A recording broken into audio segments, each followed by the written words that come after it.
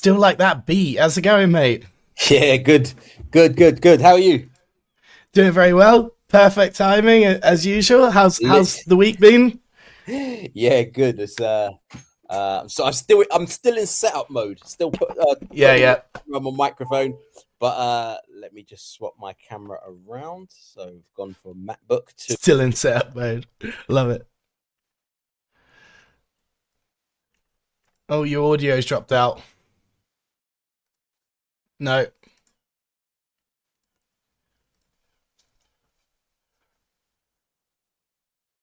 Ah, damn it. Can you hear me? Hey, yeah, there we go. There we go. All right. Yeah, I muted my mic by accident. Yeah, been a very busy week with proposals, moving house, getting everything ready. Oh, yeah. Yeah. So yeah, it's been very busy. What about yourself? Oh, not as busy as that, but yeah, it's been pretty frantic as well. Lots going on, which is always good, obviously. Proposals as well, really good. But how's the house move? You know what? It's going well. Well, no, actually, no, it's not. It's not going bad. It's just I'm moving on. Not this Saturday, next Saturday, and we've not even started packing yet. And and then my girlfriend goes away today for 2 days. She comes back Friday. I go to London on Monday. Come back Friday. We move on the Saturday, and then there's going to be a couple of days where my son's off school for some holiday, and it's not even Easter, just some holiday. So I don't know how we're gonna do it. Yeah, I don't know how. It's never easy, is it? Moving's one of the hardest things, and I've never heard anyone have a easy move. It's always some hardship. So yeah, just gotta wish you the least friction that you can possibly get, mate.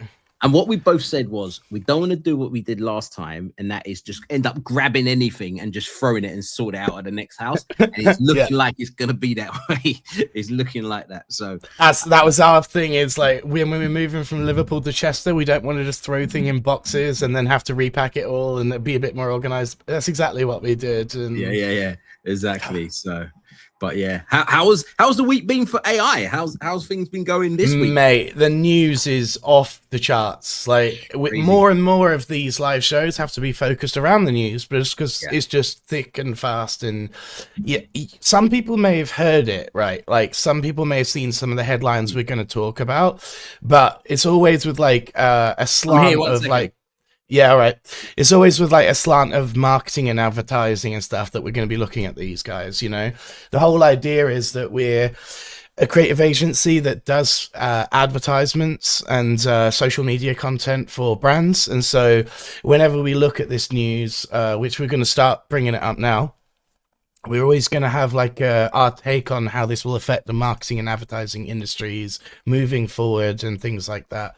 Andrew's always got good wider takes about the cost and implications to wider society, but then always my angle is going to be, how does this affect us as a creative agency working in the advertising space? I see lots of you guys tuning in through YouTube and some coming through LinkedIn, which is good. At least we're broadcasting to both channels this week. That's always good to see. The first piece of news, which is just a bit of a fun thing that I curated just to show how crazy it is right out there right now. I'm not going to say too much about it. It's an animation that was basically done as a roundup in what's happened in tech. Let's watch it.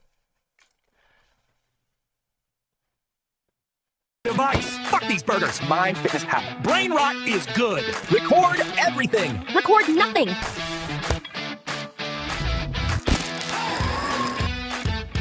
I love these burgers. Arigato. Iconic. Who put this jacket on me? Bernie hates AI. Updated. Hey, Vitalik. Peptides. Please save me. Jiu-jitsu! Solo, without any employees. Talk to me. Make health great again. Renaissance. All in one. Mario Kart. Fuck AI slop. Houses. New company. Dead company. Subscribe.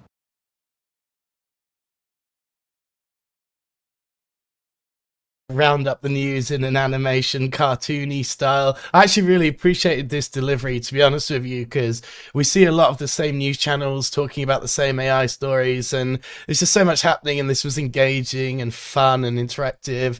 AI cartoon roundups are actually a really smart show series, says Winston in the chat as well. Yeah, it's exactly right, and why we picked it as a sort of the dark horse of this week is we wouldn't necessarily show something like this. It doesn't really fit like advertising or anything, but we're about to start a new segment, and this rounded up quite nicely just how crazy it is out there at the moment with everything going on. I see Danny is tuning in from Savannah, Georgia for a change. Ooh, what are you doing out there, mate? Congrats. I hope it's is it work related, or is it travel related, or family related? So many people tuning in through YouTube this week. Loving to see it. We've got Ohio, USA, Marketing Clarity OS, Michael Mack from Central Ohio. We've got Eric David. You never know how much stuff you have until you begin packing. Oh, yes. Yes, and certainly the other thing, Eric, is how much of your stuff's IKEA and therefore flat packable. You know, sometimes you buy stuff from like a vintage charity store and it's like a corner piece for your living room or whatever, and you realize, oh, I can't even actually flat pack this to get it into the van. I'm going to have to find separate ways of moving it. It's a nightmare. Moving is a nightmare. Work adjacent, lol, St. Patrick's Day. Loving it. Loving it, Danny. Yes. Now we're going to get into some heavy stuff, guys. Hey, Joaquin, what's going on, brother? Nice to see you in the chat. We're going to get into some heavy stuff, and I don't want it to be too technical in this next segment because this is new to a lot of us, even in those that have been working consistently in the AI space like we have, are still like, what are agents? Where are agents? How much are they? You know, how secure are they? What exactly are their benefits over setting up pure automations and other things like this? But all of a sudden this week, agents have just hit the news stories hard. We've seen a brand agent from Lovable, which is the first one that we're going to watch.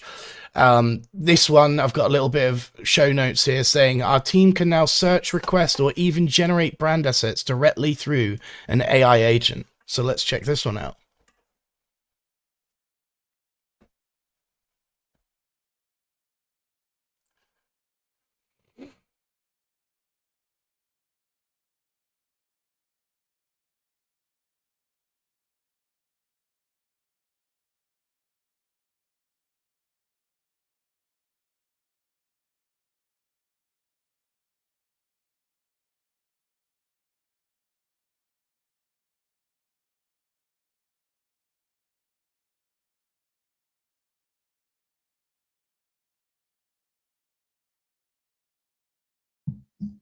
Oh, I'm muted. I realized I muted myself. Can you hear me? Yeah, so we're just talking about agents, mate. We've got a lot of news this week about agents being launched in various places. That first one, this one is a Lovable agent. And it now says that their team can basically search, request, or even generate brand assets directly through this AI agent that stay on brand, which is a very handy thing if you think about it. Very. The thing is, things are moving at such a fast pace. You don't know what, like how to keep up with stuff. And this is our full-time job, and we're struggling. You just repeated what I said, because I literally said, don't worry, guys. You know, agents are beyond most people, even those working heavily in AI right now. They're a lot. They're a lot. Yes. And then you've got workflows, you've got agents, and then even that's the same thing, but you've got agentic AI and super intelligent, when you're obviously going slightly more daunting, isn't it? Higher, but it's very, very, can be very confusing, but it's important to just try and stay up to date as much as possible. But that looked pretty cool by Lovable, and Lovable is one of the ones that people seems to be one of the popular ones. Lovable, Bolt is another one that I'm hearing quite a lot of good feedback about. Yeah, now a lot of people are trying to get into this vibe coding thing, which we're going to be talking about later in the news as well. Paul has done a really good job this week. I'll give him compliments running the show in the background, right? He's like segmented it so that we don't go, agents and then something else and then something else and then agents. And so we're going to basically bulk each part of the news into its relevant segment. This is all about agents. So the next story is Perplexity Computer, which is its own agent interface as well. The notes I've got on this one is it's basically your personal computer that's always on, locally merged with Perplexity Computer that works for you 24/7. It's more personal and secure is the big word here, because obviously when you're doing this stuff, you might do it wrong and it could go terribly wrong. But yeah, let's watch this one. Okay, yeah, watch it. Oh yeah.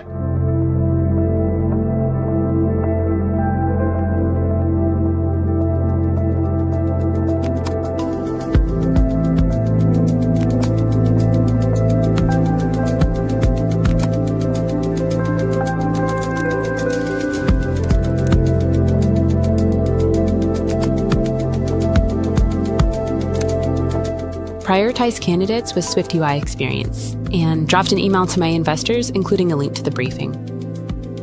Got it. Re-ranking candidates for SwiftUI and launching mail to draft an email to investors.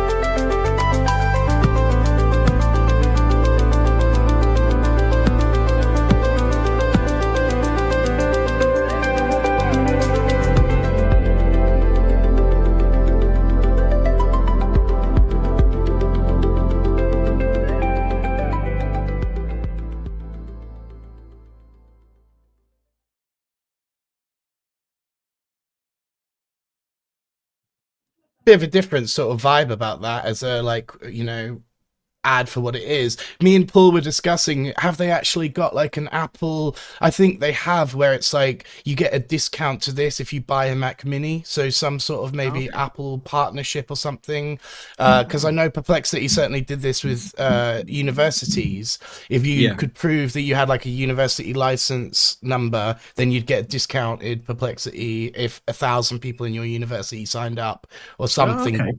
Some deal like this. It's smart marketing. Yeah, are you? Yeah. So wonder if I'll get. You'll be lucky to get one because they're all sold out everywhere. Apparently, Yeah. My friend, he actually tried Perplexity Computer, so he's very big into what's the other one? The one who Facebook just bought the guys from OpenClaw. Oh, Manus. No, OpenClaw. Yeah, he's very big into OpenClaw, and what he was doing, he bought Perplexity Computer just to see, and he said it was very good, but it's very expensive. He goes, what you can do in OpenClaw cost not double, but it was quite a lot more than what you can do in Perplexity Computer. Now, interesting. Where Perplexity Computer, I think they're going to really at this moment, their unique selling point is the safety and the privacy, because it's where OpenClaw is, you really need to know what you're doing. And then a lot of people will use OpenClaw, but they won't log into any of their accounts because you never know. You've got to set up separate ones. For Perplexity Computer, I think it's £200 a month, as Danny said, but then I think there's also credits as well. It's the credits. He goes, for this much, I just ended up using a lot of credits. I think he said he spent half of his credits in 2 days or something. So that's the problem, he said, with computer. But he goes, as an actual what it does, it's amazing. And Manus has just announced their computer as well. That's just come up. Yeah, that's the next news story, actually. Manus on desktop. So yeah, it's interesting, isn't it? Like, they're all coming out with these agents now, and like I said, for those that are a bit like, oh god, this is too much for me, too technical and stuff, as Andrew just alluded to, there's all ranges now already of the agents you can subscribe to. This one is going to be more costly, more secure, you don't need to worry as much. Some technical knowledge, OpenClaw, Mac Mini, Manus, etc., etc. There's going to be a whole spectrum of them, essentially. Now, every agent's going to have its own benefits too. Like, you know, as we alluded to in previous episodes, will it be the hardware people like Apple that benefit from this? Or will it be the Chrome browser interface that they're built into? Or will it be a whole desktop thing? Like, as you said, you're probably going to buy a separate Mac Mini, I guess, because then you just share the files you want it to have access to and the API points you want it to have access to, as opposed to everything on your current desktop that you maybe don't want it to have access to. Yeah, right. That's the main reason. That, and also because makes sense. So I want to kind of separate the two. So looking forward to that. So that's why I need to ask you about your monitor that you have, or if anyone in the chat, if you've got a good monitor, I need to get a decent monitor. So let us know if you've got a good monitor. I've not had a desktop computer for about 15 years. Oh, really? Yeah. It's been a long time. Mine's actually perfect for a Mac Mini. I'll send you it. It's an LG widescreen one. Means that you don't need two screens. And like me, you don't really need that. Whereas Paul, you know, he would have multiple screens, potentially more design, and like maybe a vertical one I see in some setups. But you just need spreadsheets and stuff for us, don't we? So I'll send you the screen. Yeah, but I've got to rattle through the news apparently because there's so much of it. You alluded to it though. It's Manus next. So let's take a look at Manus not working in the cloud, but actually on your desktop.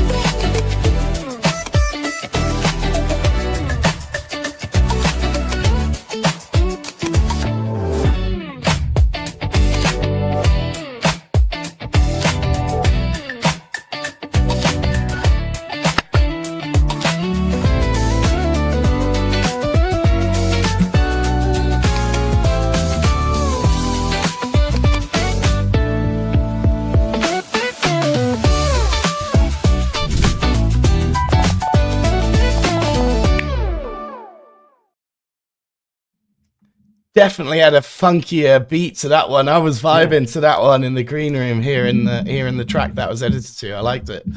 We've got some shout outs for people in the chat. Hello from Rotterdam. Greetings from soul.com. That's awesome. We've also got some other people tuning in. We've got Frank. We've got Bran tuning in.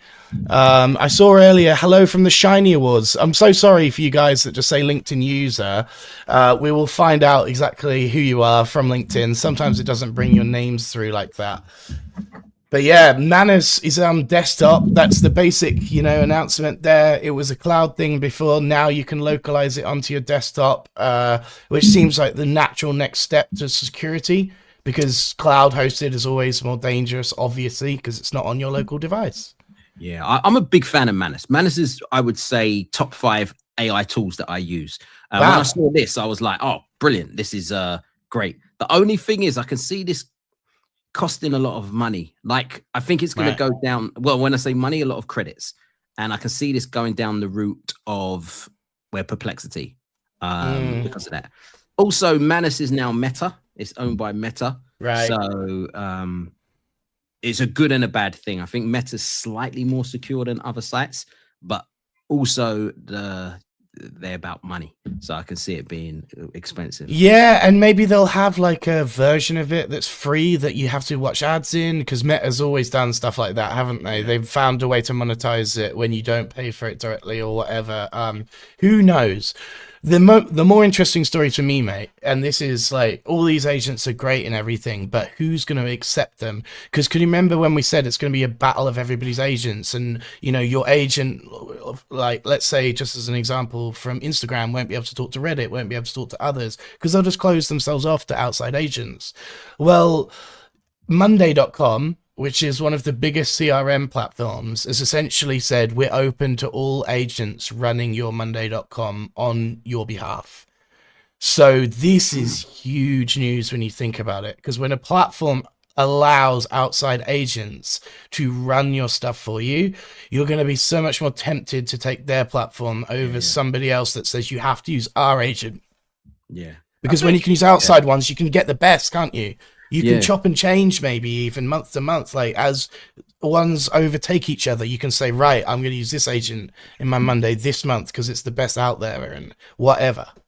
Yeah, I think when it comes to that space, Notion, I think, is probably the most popular, but Notion's got its own AI agent within that. So Monday's an interesting one. I know ClickUp also allows a lot of like third-party agents as well, but that's a good move by Monday. Well, let's see.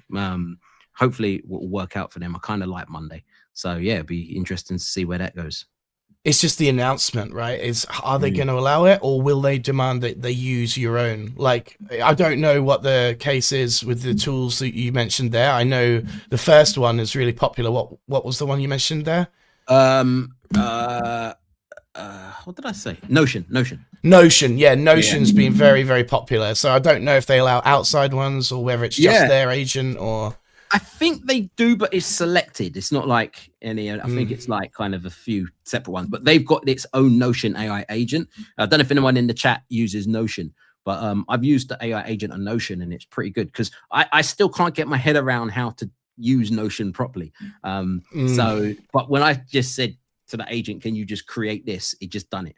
And what was good, that LinkedIn, if you was a premium user on LinkedIn, you get Notion AI free for, I think it was like 6 months. I don't know if it's still available, but yeah, it's a good. It was, if it is, those partnerships could be massive for onboarding customers, couldn't they? Yeah, great. Yeah, it's a great way, and I would probably continue using it once my 6 months is up because it's pretty handy. So yeah. Right, we're on to the next section now, and this one's all about vibe coding. There's no sound on this next video, so we'll just watch it alongside us, but this is the Claude vibe coding example. This one is done by Natalie Garnett. She built a tool basically for her own use cases. She works at a company called Ramp. And basically what she has to do is do these like 3D mock-ups of their cards that look kind of like what we're seeing on the screen now. So what she used Claude for was basically explaining exactly what she does day to day with her mock-ups 3D like this, and vibe coded her own tool to use in-house for her own needs. Now this is where I'm seeing vibe coding starting to really take some extra value, where you go, here's day to day what I struggle with and what I could really use my own tool for, and there's nothing I can subscribe to on the market right now that will do a good job. Here's exactly what it needs to do, and you just work with it, you know, until you get something like this, which is a custom-made tool for herself in her own workflow. And think how much more valuable she is now to the business that she can make these tools. She probably will stop doing her job altogether and just start making these tools for other people, because that's how much more valuable this would be to a business than, you know, a lot of, it's crazy, isn't it? This went super viral, which it really deserved to. Yeah, that's what I do with a lot of my training. It's that own your own tool for your own needs. So how do you vibe code it? So that's pretty much what she's done. For what she's done, it looks amazing. But I think that's really, really important for us, because yes, obviously you get tools, well, different types of tools, and some things work for you, some things don't, or it's like 80% right, and then you wish you could do this, or if it does do that, you might have to pay a lot more. But if you can start vibe coding your own tools, then it becomes, it's a whole new game. Well, the bit, you know, you've just alluded to the game changing, which the software stock market would allude to that being true. You know, a lot of people are seeing this like, will we continue to pay for software when we can indeed vibe code our exact requirements? And this is like the personalization of software, if you think about it. It's, instead of subscribing to a templated thing, you instead just vibe code exactly what you need.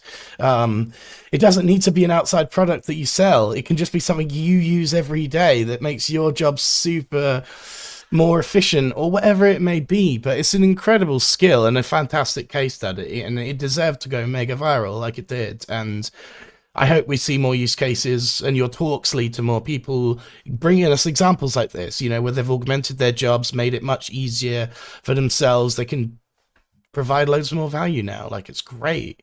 Yeah, I think the key is doing a video to demonstrate it as well, because I've had a few people that's done stuff and they've told me I'll see if I can get them to make videos and send it across.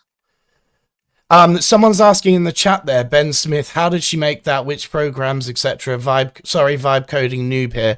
Do not worry. As I said, Ben, we are not indeed ourselves vibe coding experts nor agentic experts, but that particular one was done with Claude. So there are various different ways, Cursor, ChatGPT, they all have their own vibe coding tools, but Claude seems to be a very popular one, and ones that people with no development experience can actually develop tools that work and do really incredible things. In Claude this week, I've built a half of a CRM system, just a pipeline. I've also built an invoice.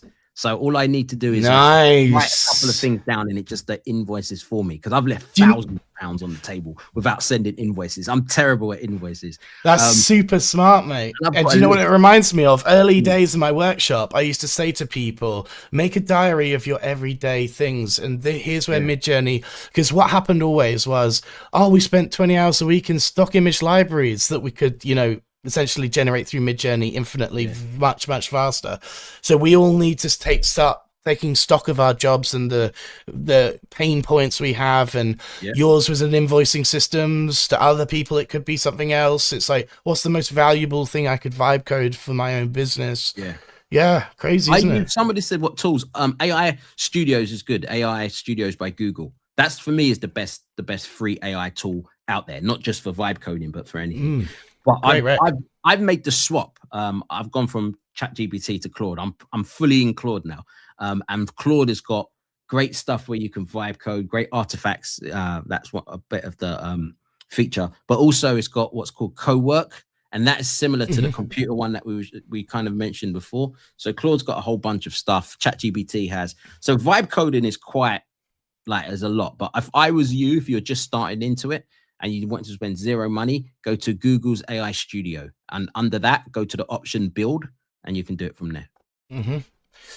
Right, moving on. There's a lot of feedback, by the way. Lots of people in the chat enjoying this. Also, Josh says that he's actually built his own custom product for yourself that you're launching for users soon. Definitely send that through to us. We have some submission links as well that we can send through to you guys. Anything that you've made that we can showcase, it's a great case study. The next one is really interesting. If you work in Figma, which many people from our background do, you're either in Adobe or a Figma or both, you could be both. Figma is essentially something that you can't easily import everywhere, but this next one is a design first vibe coding like anything, where basically you can import Figma designs into anything and go straight to building. So this is kind of exciting for those that have some Figma experience that don't really have vibe coding experience. Let's check this one out.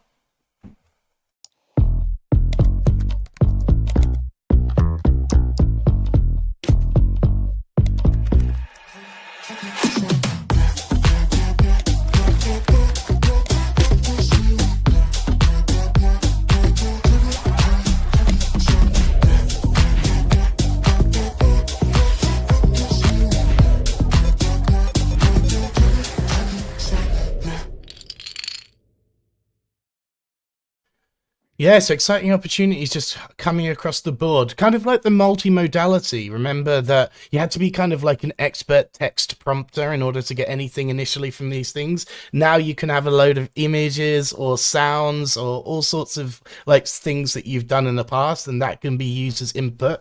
Now, if you've got Figma experience, or if you can design Figma files, essentially you can launch websites, you can do all sorts of vibe coding just because you've got that as your input tokens. So yeah, it's opening up new opportunities with those with skills in previous things, which is really exciting to see. Figma is one of the platforms I never really got into. It's just one of those ones that I just kind of missed, but I appreciate it's more designer centric, I think, is why. Yeah, but I appreciate some of the things that it does, just looking at it and I've it's seen so clean. Yeah, that's the thing. It's just clean interface, and I love that. Yeah, it's very easy to jump on board with. Paul really got really good at it, and now he's catching me up on the things it can do. But it can do so much, and now it can integrate into further things. You can get so much more from your Figma capabilities. they obviously acquired Weavy too, which is a really interesting acquisition, and we're seeing more and more of that. You know, Leonardo was acquired by Canva, and you predicted all of that a few years ago, didn't you? Not even months. You said initially straight away, these guys will all get bought by the big boys eventually. Whether it's this year, next year, or the year after, you know, a lot of acquisitions are going to happen, and it will have to. It will have to, because people will have to play catch up, and the best way to play catch up is just acquisitions. And what you'll find is with a lot of these tech companies, the startups, the reason they get funding is because the funders know that they're going to get bought for a lot of money. That's what they want the money for you to get bought, so they get a big payout, not monthly subscriptions and advertising, unless you become like a unicorn Facebook or something like that. So it's just the way that the tech world is kind of structured. So it doesn't surprise me that all of these companies are getting bought or will be bought soon. And me neither, mate. Me neither. And talking of catch up, it's a nice little segue you led me into there, right? Because remember how we said everyone's got a node canvas these days? Like everyone now. Figma's got spaces, Weavy started it, but Flora was before them, Comfy UI was before that. And now 11 Labs are in the game. They've got their own node-based canvas. And it's kind of like the same example that we keep seeing everywhere is you have to provide all the tools, and you have to provide all the ways to use all of the tools in order for everyone to take you as seriously as everyone else. Because everyone's getting it, you know, everyone's getting nodes, everyone's getting all the outside tools. Even if you're a foundational model like Runway, you've got BO3, you've got Nano Banana, you've got everything else in there that's not their tool. They also have a node-based system in Runway as well. But let's check out 11 Labs, because they're the foundational voice model. Imagine a space where you can turn your creativity into reality. Introducing Flows, a multimodal, node-based canvas where you can design complete creative pipelines with the world's most sophisticated AI tools. A place to experiment, compare different models, and automate entire systems. From idea to production-ready content, all within one flow. Only with 11 Creative.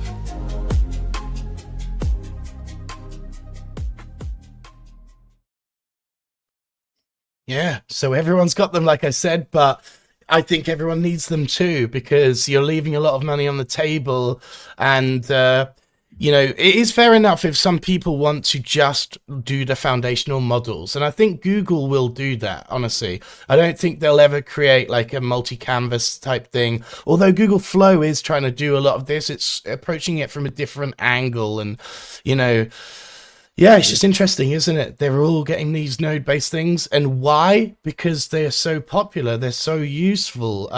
They're not for everyone. Some people describe them even as murder boards. I've heard them called on forums, because they just look so daunting, like with all these connections and stuff like this. But essentially, if you create a system that you use over and over again, or if you need multiple people involved in a project, or there's various reasons that these work particularly well, and everyone has to include them. Yeah, I think 11 Labs and HeyGen are two tools that are on my list of every single week, a list of tools to try like more, or try to like go into a bit more in depth. And I never get round to it. So 11 Labs, it always seems to be something new coming up, something new this, something new that. And I really like 11 Labs. I really like what they're doing over there. Well, they're integrated into everything else, so no doubt you'll end up using it through some various other way. Yeah. They are one of those tools that's got like a skin in both games, you know, like there are people out there that do not give us any foundational models that are at all up to the standard, and they just collect everyone else's tools and they become the workspaces or the aggregators. And then there's places like 11 Labs that are the best in voice, that hope to be the best in nodes as well, because that would be double the money, but they may not necessarily be, and it may be that you use a voice tool inside somebody else's node workflow system or whatever it is. Yeah, again, it's one of those, we'll see how it goes. Yeah. But it's very cool to see that some of the people like Freepik, who haven't really launched a lot of their own foundational models, because they've been sort of aggregators of everybody else's tools before this, actually have this time. So they've come out with their own lip sync tool, which I think is super cool to see, mate, honestly. Like, this one, you upload your visual, add your audio or script, and then get a lip sync talk back video in seconds. So let's check this one out. Welcome to Speak, where any image and video find its voice. Hold on, am I speaking right now? Yes. The whole gallery can talk for up to 5 minutes. One image or one video. And we can finally move after 2,000 years. Type your script in any language. Or bring your own audio. Either way, we still look like a masterpiece. Oh, I don't get paid enough for this. Fun little example of like a use case for it. I'm excited too that I'm going to be at Freepik this week in London, twice in fact. Going down there tomorrow for their Byte Plus and Freepik event in the evening, and then we've got Upscale London all day Thursday. So it's going to be Freepik this week. Nice. I've got a Freepik subscription as well, so I'll definitely give that one a play. Yeah, honestly, their nodes are incredible. Me and Paul have been getting into them a lot recently. We're part of their CPP, which is awesome, which means we can obviously have some more trial and error, and really thankful to be part of that CPP to be able to have those credits to play with. And yeah, now they're launching foundational tools that will make them more and more attractive to people, and they'll become more and more, separated from just being everyone else's tools. And it's a very smart move in the same way 11 Labs adding nodes is, because it's just making it a lot less risky, that people might just fall out of favor with you or whatever. But if you've got the best of something and you created that thing, then they'll use you regardless. It's smart, really smart, and happy that they're doing it and that they've got enough users that have demanded this, I guess, as a thing that they launched first, because they could have come out with anything probably. Image tool, video tool, or lip sync tool. Clearly lip sync was highly demanded by their users, I would assume, which is why they're launching it as a first tool like this. So smart. Yeah, I'll be surprised if they just went with their gut feeling. I'm sure the data and the analytics would have told them. Feedback, yeah. Lip sync. So yeah, I'm not surprised they went with down. That's actually a question me and Paul ask all the time to the other experts is, which is the best lip sync you've tested lately, and, whereabouts to access it. And everyone's got a different answer, honestly. So there's no like standout best in class lip sync yet, Hedra and HeyGen, like you said, are probably the closest. Yeah. But then there's others that do it. As a Kling's pretty good at it. Seedance is pretty good at it too. We've been testing that. That's been amazing. Yeah, there's lots of tools that can do it, but multiple inputs plus making it expressive and, not making it too dry. I remember the initial issues where the lip sync started working great, but there was no facial Yeah. It was just the eyes wouldn't. Yeah. There was no blinking, no eye movements. And then they went too far the other way. They got too expressive and started looking, more than human, if you like. And then now they're like back at the sweet spot, which is roughly kind of what we do. And now they kind of get into here. Like Adriana, a pendulum, isn't it? Yeah. Adriana said, how many $20 subscriptions do you currently have? Or 65. Or 65. Yeah, well, this is the other thing with nodes and is you stop those. You don't need these direct subscriptions. Instead, you buy one token's amount through one provider that calls upon all the other tools and stuff. Yeah. Yeah. Adriana, my attitude was I'm prepared to spend at the moment £250 a month on multiple tools. And I said, after that, I've got to have a real business case after that. So I'm prepared to, and at the moment, mine doesn't come, I don't even think I come near that. I think the most expensive one I pay a month, probably ChatGPT. No, or Riverside when I break it down for the year. That interesting. But that will still be in its 20s, £20 when you break it down for a year. Most things, so I pay for Claude, I pay for 11 Labs, I pay for Manus, I pay for Whisper, I pay for ChatGPT, I pay for Gemini, and then I've got like yearly subscriptions to a few of them. But yeah, it just adds up. Nothing more than 20. I think £20 is probably the most I pay, but there is multiple of them. But I probably have about 10. Some of them provide in their free plan more than enough for most users, you know, like Gemini or something. Like, unless you're making more than 10 nano banana images a day, which I'm not sure why you'd need that. Like, if you're not got a commercial use case or something, then, you know, again, you can get away with a lot of the free plans on lots of this stuff. The only problem there is you have to go to them to do it instead of using them in one place. Because always when you're using a tokenized system, they're having to call upon an API, and that costs them money, you know. So it's just about convenience, as you say. What are you willing to do in your convenience? Anyway, let's keep rattling through because there's so much more news. This next one, Paul was particularly excited about because it's something that obviously in his background would have been a very useful thing. It's essentially like a rotational object Photoshop tool, and it's using AI, and it's turning flat 2D stuff into 3D objects and allowing you to change the perspective of your subject and stuff. We actually saw this at Sneaks when I was at Adobe Max LA. It was part of their sneaks of what's to come up. So it looks like it's now been finally released. Let's check it out.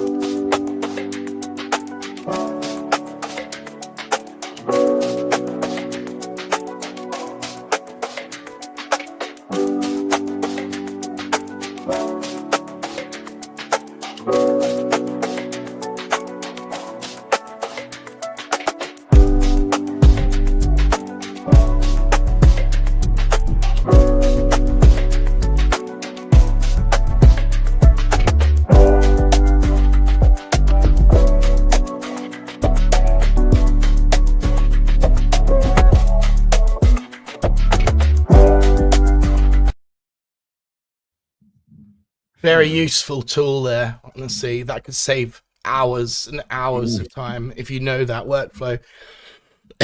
As I said, Paul really does get excited about that because he knows just how much effort it would be to do this sort of thing in the past. And it does look like incredible tech, like magic, as Chuck is saying in the chat. The thing that's really cool about this, I think, is that, like, when you really think about this, like, Photoshop needed generative fill was the best thing they did because it meant that you didn't have to constantly keep exporting to an AI platform and bringing it back in and stuff like this. So anything additional, like, this isn't maybe game changing in that others will do this, but being able to do it directly in Photoshop where you're maybe already editing your images anyway, is just so quick and streamlined. And, you know, it's impressive. It looks impressive. It's exciting that this will be now. If you're part of the Adobe ecosystem and you want to access this now, you need to have the Photoshop beta version. This is not baked into the full Photoshop yet. As often is happening with Photoshop editions, is you sign up to both of them, the normal Photoshop and the beta edition, and the new tools get rolled out to the beta edition, and when they're fully ready, they're then rolled up into the full Photoshop and other people get to access them. So if you want to access these tools early, Photoshop beta is the way to do it. The only way to do it, as far as I know right now. I was just keeping watching this video. So good, so cool. Mate, there were other things at Sneaks that were as cool as this. Lots of like lighting and 3D to 2D workflows, and it's going to feel genuinely like magic. Like, you can design like a 2D character, like a Mid-Journey image, drop it into one of these things, have a 3D scene, you know, like, it's going to be mad. And then when we get to generative worlds, it's going to be like, great, now we can go build a whole virtual AI world with memory that people can walk around and have totally new experiences inside these worlds. That's gonna be really some crazy stuff. It looks like you share the exact same bills as Josh Groves, by the way, Andrew.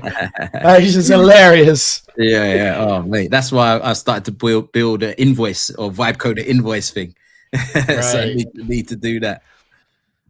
I finally found the LinkedIn. Oh, that video, by the way, was by Jad Cassis, who we've had on the show before, and he's part of our Adobe AI VIP group. Just so you know, it wasn't an Adobe made video. That was Jad.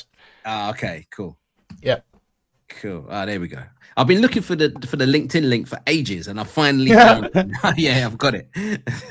Yeah, it's low key nowadays because through my event, we're going to Luma, which, by the way, as a piece of news, we're now on Luma. Go sign up on Luma and subscribe to Seedly on Luma so that you don't have to get future event invites. You know, we essentially want you guys to be given all the event invites each week, as and when you're able to attend. If you subscribe, then otherwise you can just ignore them if you're away for that week or whatever. But yeah, so that we don't need to keep going through the event LinkedIn portal route.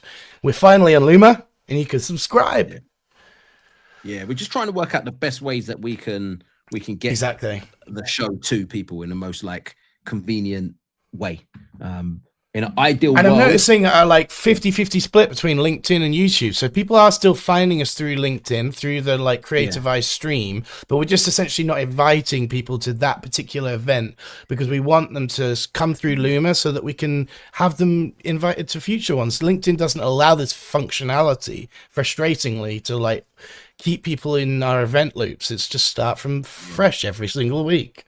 Yeah. So I think YouTube is. I find YouTube a much better experience than LinkedIn, as well. Yep. Yeah, for the live streams, it's not comparable, really, is it? It's really much better. But moving on to other news, AI brand story. Someone used Suno AI to generate a Japanese metal band. Mate, this story is gonna blow your freaking mind. Okay. This is how weird and full circle AI is becoming. So it turns out that he created an entirely fake Tokyo-based band using Suno that got 80,000 monthly listeners to it, right? And fans essentially were like going through Spotify, putting it in their top 5 Wrapped and everything. This is like got super fans of this band. But then it was exposed that this is actually a European creator that's never even been to Japan, probably, who's just faking this entire culture because he's into it, you know? Now, cut to, when it was exposed, he actually reached out to 7 real Tokyo-based musicians because of how popular his AI-generated band has become, and is now touring with those musicians in a real-life situation. Wow. So what happened as a one-night Suno idea of making a Japanese band is now actually him hiring 7 real Tokyo musicians and really doing it.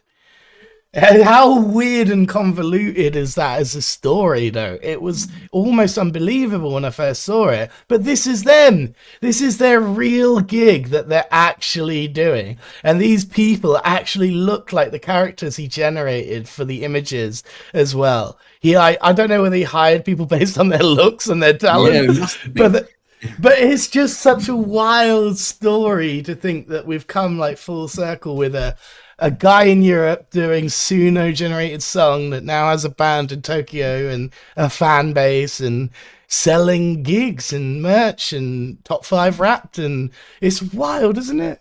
That is crazy. That's one of those stories that it could have either been how it went, successful, or it could have been, this is why AI is really bad and blah blah blah. So I'm glad it worked out for him, and it looks pretty cool.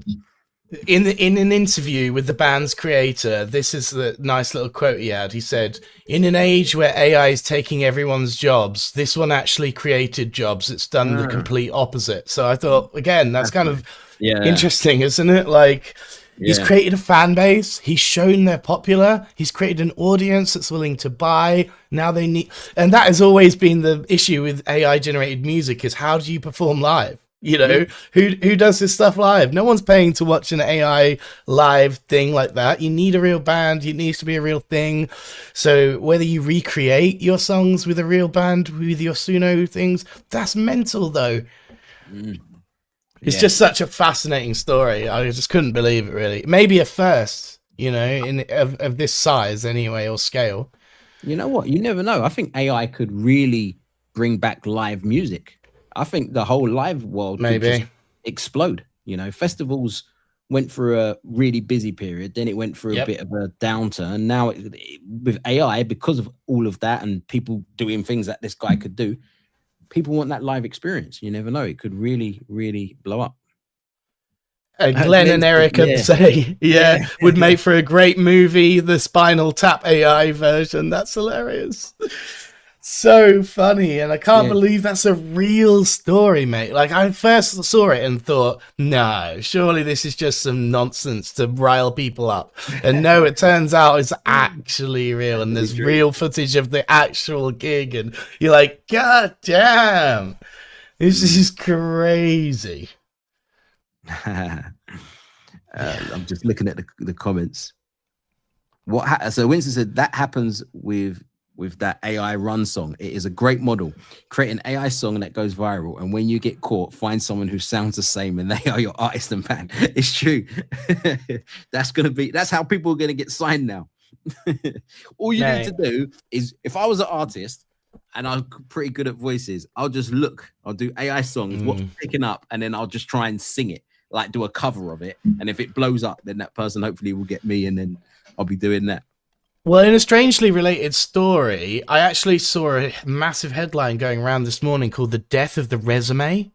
You know, and CVs are just completely null and void these days because AI is writing them, AI is reading them. You know, there's barely any humans in the loops. Everyone's CV is perfect.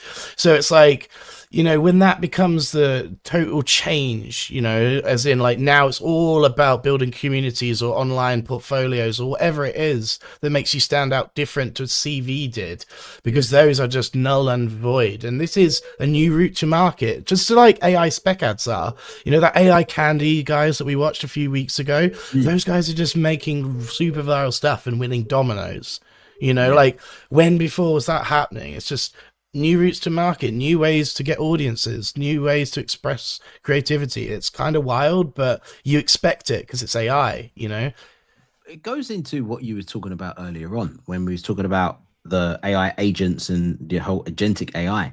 And that is, if an agent is scrolling and browsing, then if I'm advertising to humans, but now humans are not online, my ads are now going to be AI generate an ad for another AI, because what will happen is if I have my agent, I might just say, do what you have to do here about booking a holiday to Florida, and I'll give you a budget of £100 for things that you don't have to ask me for. Anything above £100, confirm with me. So people might know that, or other agents might know that, and then they'll just try and say, this is the best one, and here's why.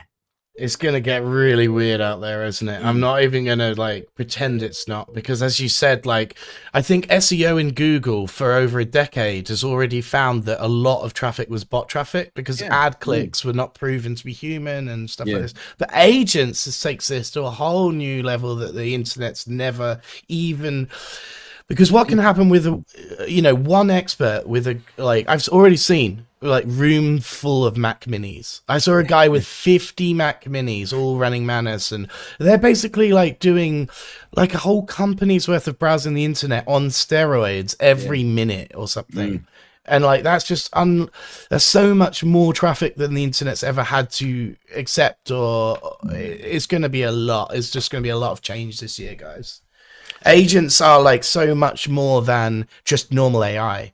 They are autonomous, you know, they're doing multiple actions on their own without you even knowing what they're doing or how they're doing it or when they're doing it or why they're doing it in many cases.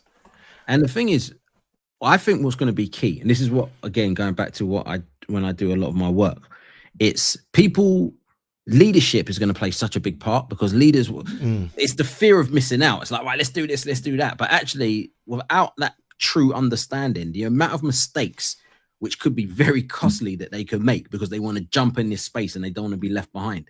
You can just see it happening already. And if you don't get your head around this whole agent space, then, you know, good luck. I know. But I think that's why, you know, we're spending so much of the episodes talking about it, because normally news wouldn't be an hour of this show. We would have normally seen so much. We're doing a lot of talking about the news.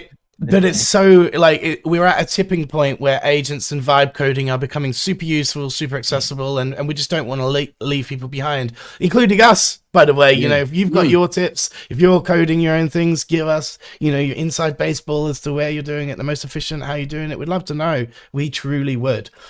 But in the last news story of the week, save the best till last, by the way, because this was mind-blowing when I first saw this one.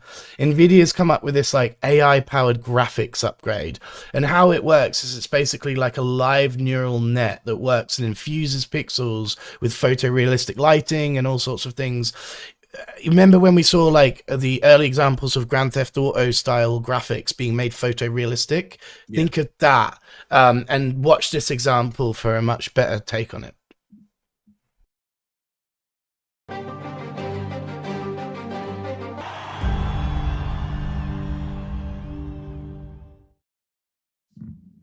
Right, so I knew this would be the one that you cared about the most because I saw FIFA and other things in there, and we always asked, you know, where is AI and gaming going to, being this early for games, but it looks like we could be there. We're going to get to the point where I buy, let's say, the next Grand Theft Auto, if it ever comes out. That could be the last. Controllability as to the customization, and I predicted this when world models first came up. I said, instead of us subscribing to, say, a show like The Simpsons or Breaking Bad or something like this, you'll subscribe to a world that you love that can produce multiple shows in styles you love. But it will be the core elements that this thing provides you. It won't be the show itself, because the showrunners will be the people generating those worlds. Like, so Grand Theft Auto may provide the template that someone builds an incredibly the changes, it will still automatically be updated. And that's what I think. That would be the smart way, you know, because essentially it's, I think the stats are, it's the biggest funding for any media of all time, movies and everything aside. So but they made the money back in the weekend. I think it was the most expensive piece of content ever made, the last one, and at that time it was 250 million, and they made $1 billion in a weekend. So they made, but this one's cost billions, hasn't it, to make, and so they need to make billions back. They'll make it. They will. It's just like, how do they make that into an economy that runs for a decade like their last game? Like, can they make it run that long, or who knows? Then again, don't be surprised.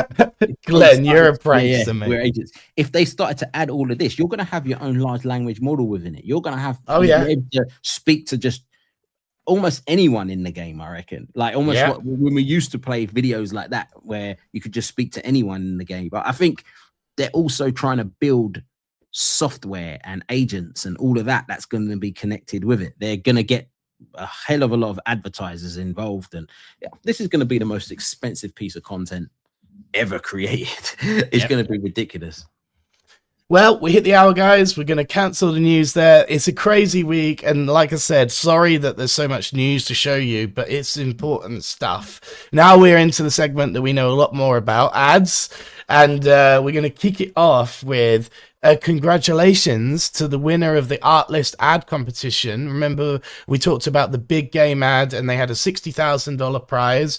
The winner was Nick Guck, G-U-K. Nick Guck is his handle. Let's check it out. All stations, we are live. Humanity is minutes away from history. Eagle, mission control, your go for descent. We are watching the last moments before touchdown. Is it happening? Contact light. Touchdown confirmed. And now, the hatch. Eagle contact, confirm hatch exit.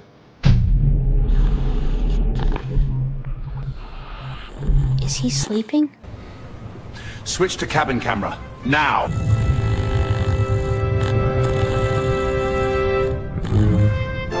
He's asleep? Seriously? All right, we're leaving. Wake X. For moments you can't afford to miss.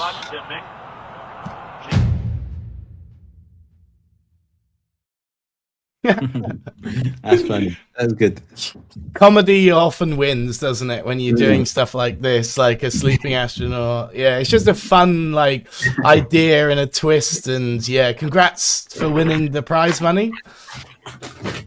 Yeah, that was a good one. I like that. There's that. He's sleeping. yeah. And it like really nice, consistent shots, consistent color palette, you know. And I think the speculation was it had to be made with Artlist tools, and they include nearly all of the AI tools. So it could have been various tools. We're not quite sure exactly what the you know, list of tools was, but Nano Banana's in there, certainly Kling's in there, other tools like this. Yeah, funny stuff. Often is the winner. And yeah, nice prize money. Hopefully that means they can go on to get further clients, get more reputation from this. We've given it a platform on the show, and you know, various other things can enter. You can win by entering these things, guys. It's worth doing it. Yeah, definitely. Definitely worth doing it. How much did they win? 60K. Nice. Yeah, so a nice little, because that was only like a minute worth of content, you know, like, Dave Clark won 500K for his 30-second grok ad. So there's serious prize money to be offered out there, guys. Unfortunately, that one was a USA only attendee, and you kind of needed to use, you know, grok only and stuff. But these competitions are coming up now and then, and it's really worth entering them. Good money. Yeah. Yeah. But the great thing about ads is we can rattle through them and have a bit of a compliment sandwich and really have a talk about it. This next one is a Japanese whiskey ad created by Jobo Kuravilla. Let's check it out.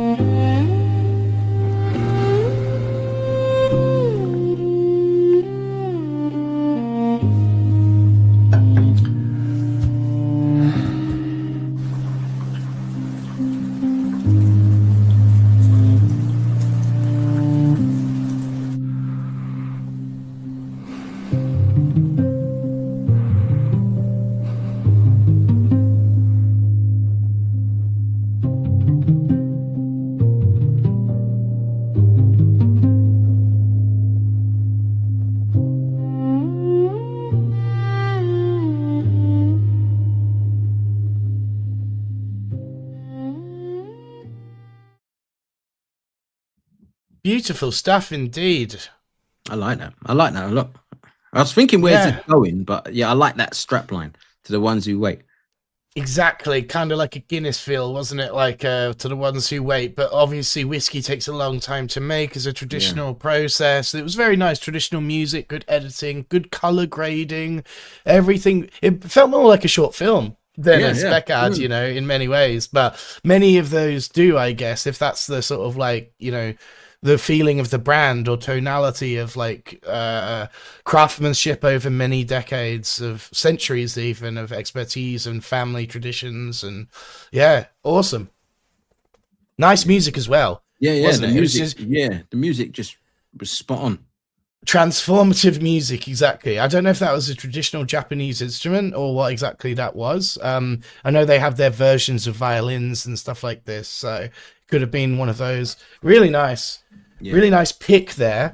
And thanks so much for submitting these, by the way. Some of these have been picked from our submissions. Some have been handpicked by us. We now have a submission link that we'll send to you guys so that you can more easily submit your stuff, especially if you're doing spec ads. We have a whole section of the live show now specifically for spec ads, as well as the news and how it pertains to marketing and advertising and stuff like that.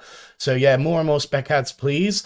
Also, doesn't have to necessarily just be video, although we're showcasing a lot of video in these. We have a lot of spec ad makers. We were talking in the green room, me and Paul, a lot of them do images, you know, Zed and Emmanuel and a lot of others. They just do like brand collaboration images. So we're going to start showing some slide shows as well of the spec ads that are more image based, like print campaigns, out of home campaigns.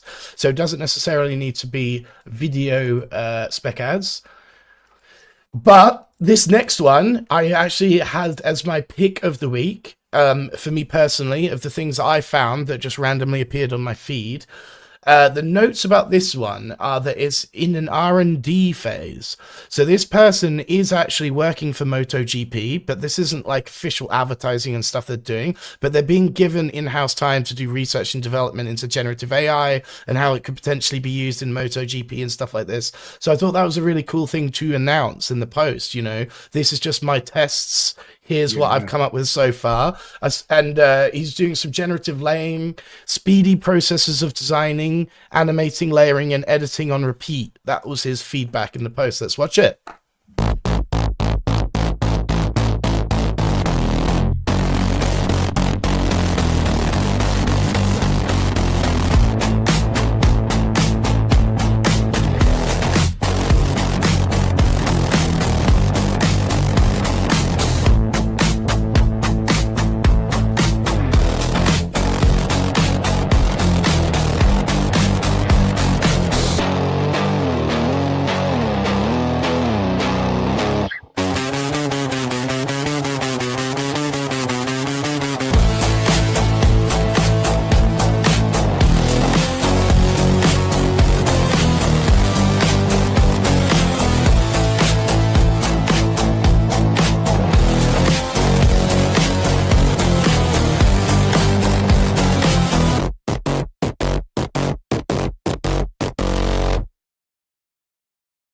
Wild.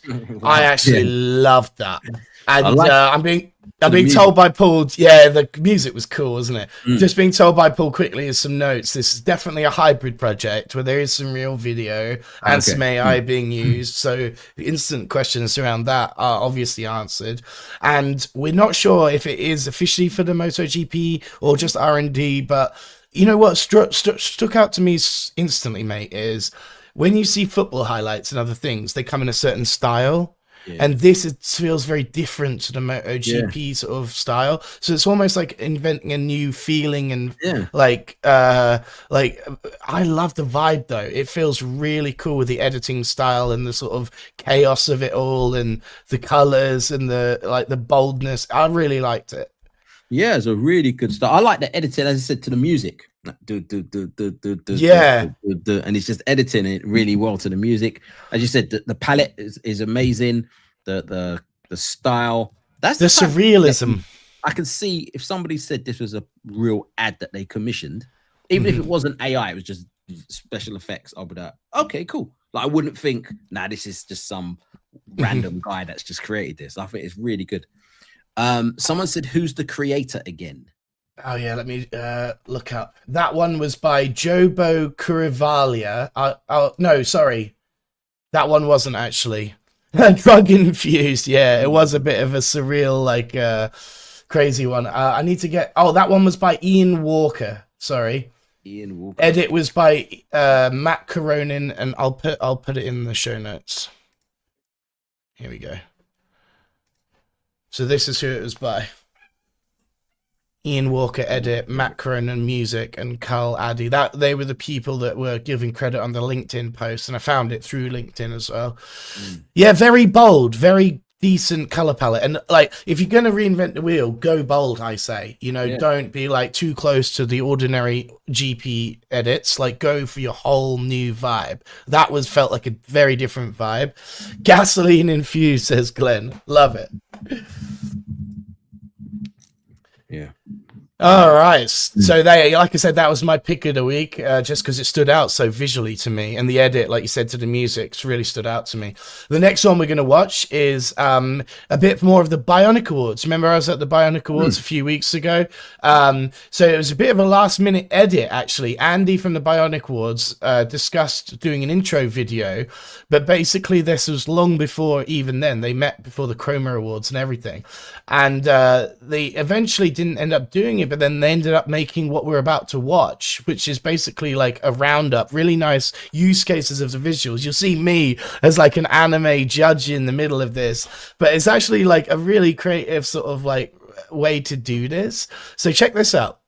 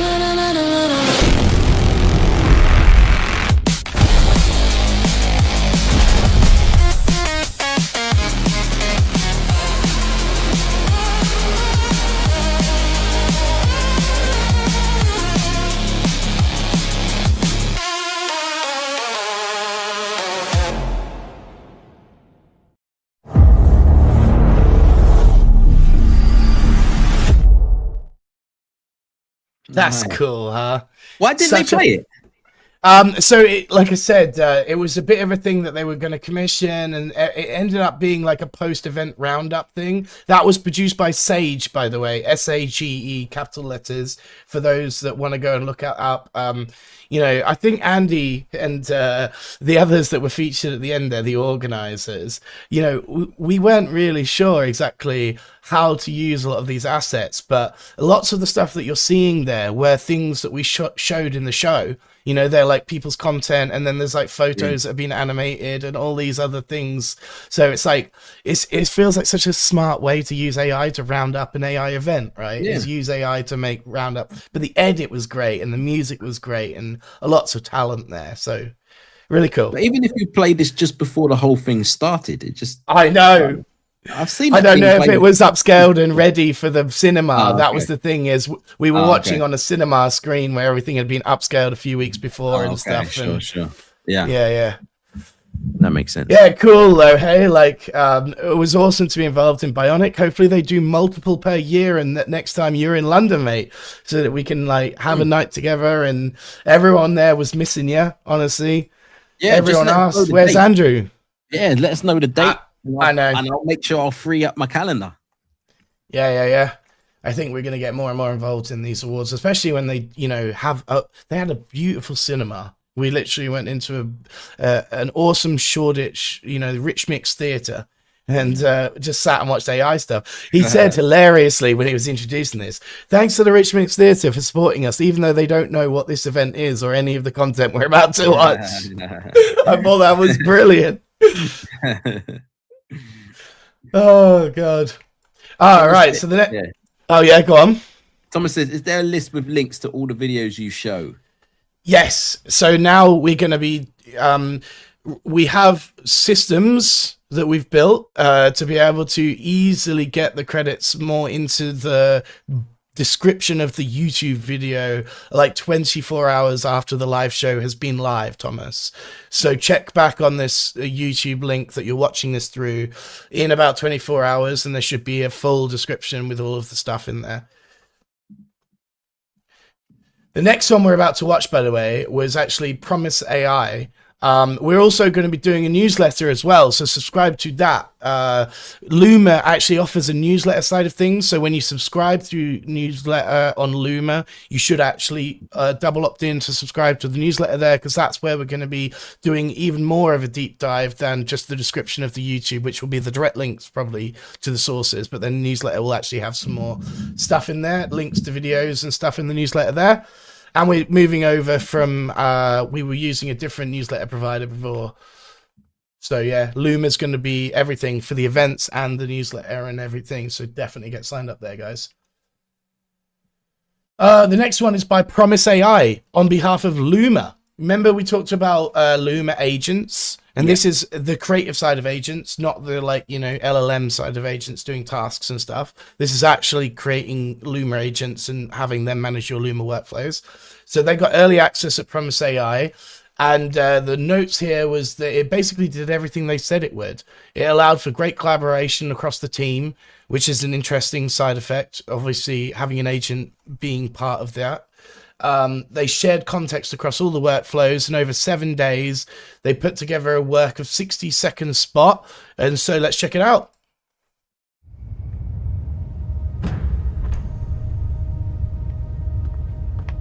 All right, Luma, let's pick up where we left off.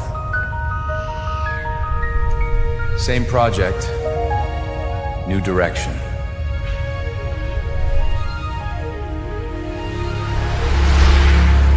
Make it fun. Make it fast.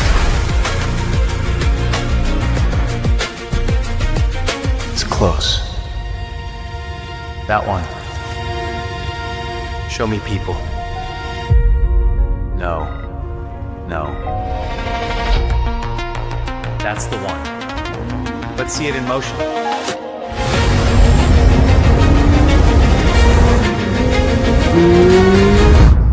Now let's see my story options.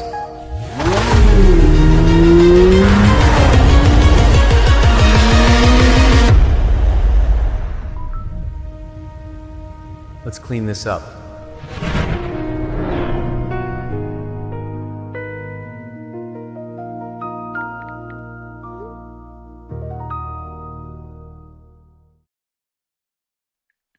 Always a smart idea to commission a studio like Dave's to do something like this for your promo, huh? That was so clean. I want this. I want this now. It felt like a Jarvis thing, didn't it? It felt like an Iron Man Jarvis sort of like personal agent, creative agent thing. And obviously they had some smart references without calling it out directly. But this, it looked a bit like Minority Report in a weird way with all those screens like this and like this, like hand gestures and stuff. But you know, essentially that's what my experience of Luma Agents has been as well, because I got early access to it. You can actually just talk to it in natural language and set it up to do tasks and talk to it like a coworker, much less like an LLM, because you're basically just checking in on the progress of your coworker, you know, as opposed to having a conversation with an LLM. It's kind of a new way, and nodes have been very difficult. And agents can obviously build very advanced node workflows based on what you require. So it may be a way for agents to make you jump the node barrier. But as we said last week, definitely learn nodes and how they work so that you can debug these things and reprogram them and, you know, customize them more yourself without just requiring the agents to do it. But it is pretty interesting.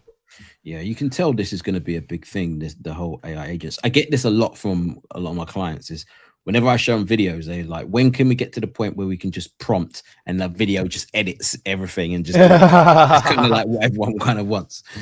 But when you get agents editing, I think they're going to feel still and we're going to crave more of the humans. So I think what agents will be very good at is things like a virtual try-on. Like, imagine you had a product and you're an e-commerce shop and you had this particular dress and you have a workflow that you use all the time in nodes, maybe to virtually try it on virtual models or whatever. But an agent could just spin this up for you, you know, like very, very quickly, a virtual try-on type thing. And like, you wouldn't have to go and sit and make that thing. Instead, you just ask an agent to make it for you. And yeah.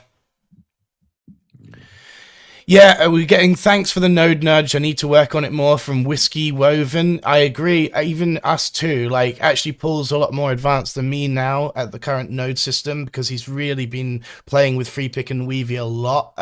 I need to upskill myself more so that I've got a more comprehensive understanding so that when agents really start to become more useful, I've got all of the basics of what I need to do. And that is the key, isn't it? Like, it always was with dev and vibe coding too, is if you can debug any of this or understand the dev at all, you're at a massive advantage over someone with no skill at all. Yeah. This next one is 100% AI, guaranteed.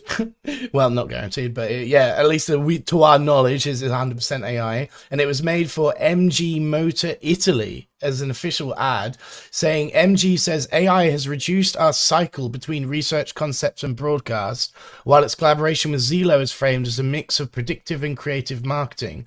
In practice, AI is not being used to make just nice visuals, but to turn customer data into advertising storytelling much faster.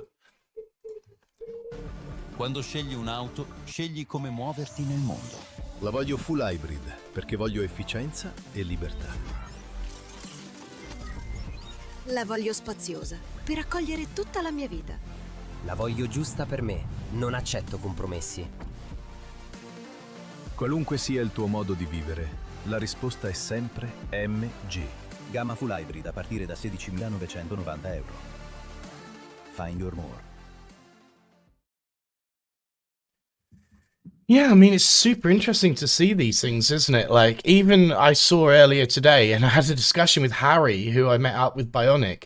He's working with a company that's sponsoring like Ipswich Town Football Club and Liverpool Football Club. And you remember how we talked about AI corners and stuff? Yeah. And predictions and stuff. Well, it turns out this is just the marketing equivalent, you know? They're just using a lot of data and AI to crunch like insights into customer research and marketing materials that could work in order to sort of give guidance to what should be generated and what should be made into video. And that makes so much sense to me because it's very hard for us humans to look at like loads of data and spot patterns. That's actually a very difficult skill. Whereas AI can look at thousands and thousands of inputs and tell you, you know, like here's the thing that your customers average to be or something like that. Give you real insights as to this stuff. And also when I watched it, I thought to myself, this feels like a car ad, not an Right. AI car ad, if that makes sense. Like it just, you could tell just from what you just said there, looking at all of the data, it also worked out what car ads do well. And then it just created something similar to this.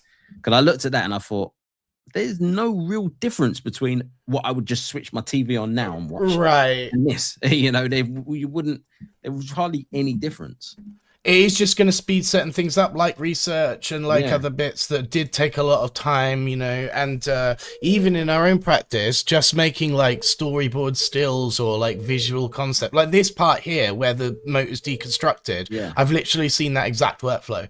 You know, the first frame is the fully assembled engine. The second frame is like the deconstructed engine, and you're just interpolating video between those two things. And and you can show clients, oh, this is exactly how this particular thing works, you know.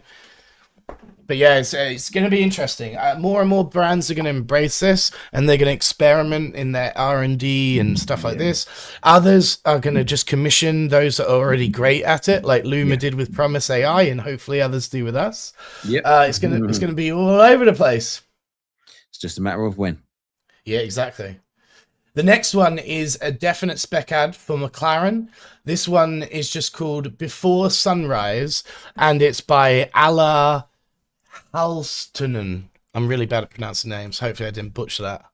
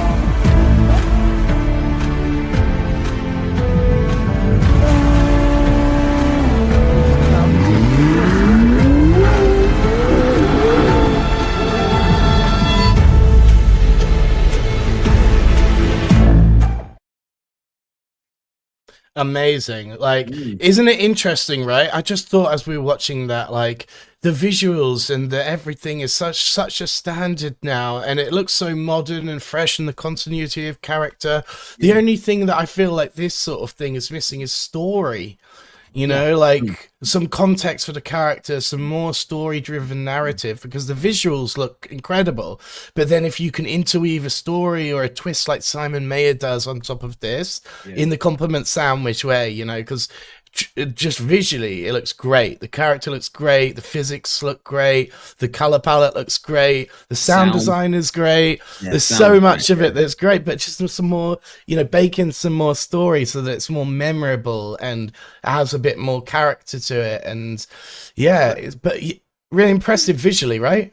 Yeah, because then again, if you look at luxury, like high in luxury, like McLaren, maybe that's the type, based on the data and stuff, maybe that's the type of ads that work for them. It's not, we don't really want story. We just want to see some cool stuff.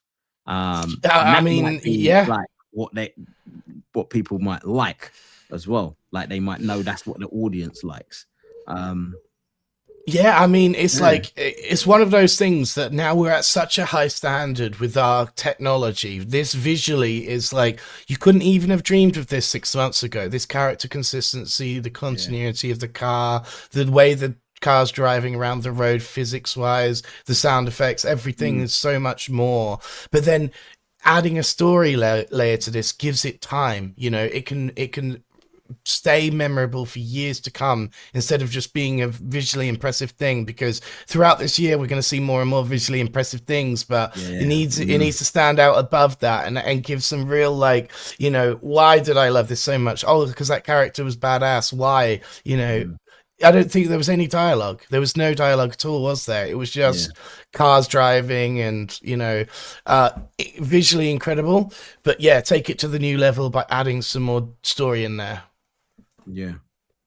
But yeah, really, really good.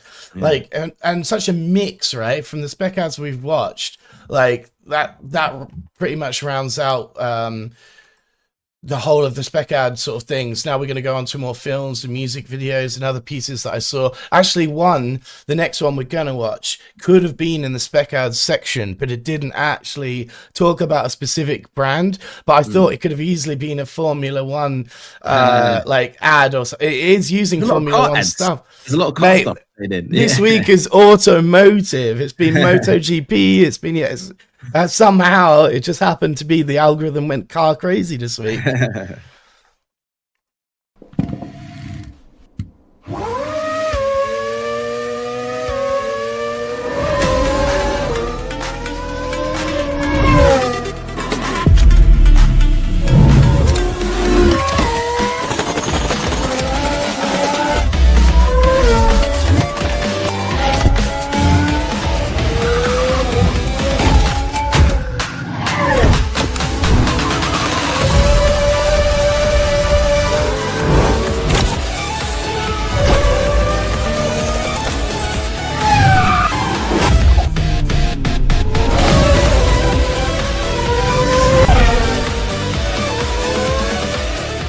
Box.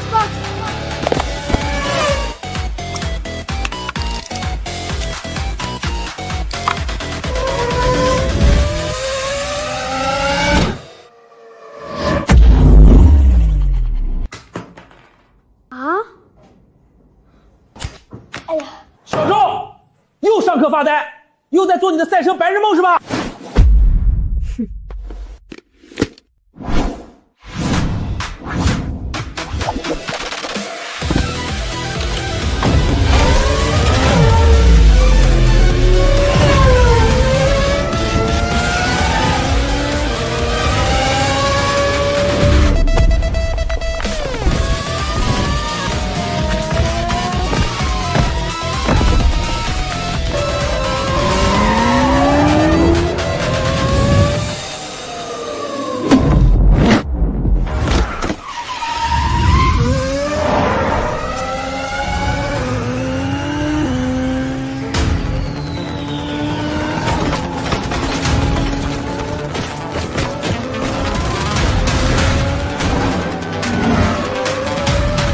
你以为你跑得掉吗？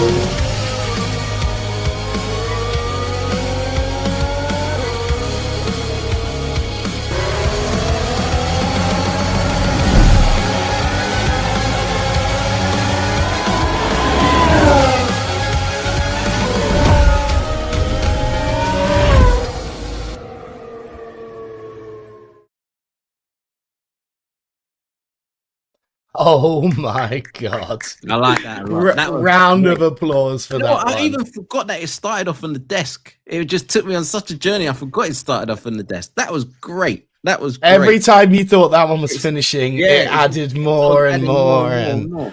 Wow, that is so impressive. So what we know about this one, unfortunately, it's a Chinese creator, so we don't even have their social handles really. They're just called Winger at @wingus_CG, and a lot of the references when you look this up through Google will take you to reshares on Instagram or X, or essentially they're in Chinese social media and posted this to Chinese social media, but it's made it over here, and thank God. But I just wanted to allude to the fact that by having CG in their handle, I assume that there is some computer graphics background to this person, so maybe this is coming from that perspective, and maybe there is some traditional CG used in this, and it's not just purely AI, but it looked like it could have all been AI.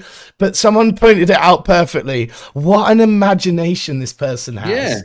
Like, truly, like, to take you on that visual storytelling journey for that long and keep you engulfed in, it was almost the opposite of the one we saw right before, right? Like, even though this one had no dialogue either, really, it was just visual storytelling and a narrative that made really, like, I will not forget this for a long time. This has been one of the best ones I've seen. Like, even little things like where what was it, his dad or his boss, he grabbed the magnifying glass and rulers and threw it out the window, and then that turned into a helicopter, and like, it's just that imagination. This chalk raining down as the colored pasta. You remember that ad where they spent millions of dollars to explain the colors all over? It kind of gave me that vibe, and there's so many references in this.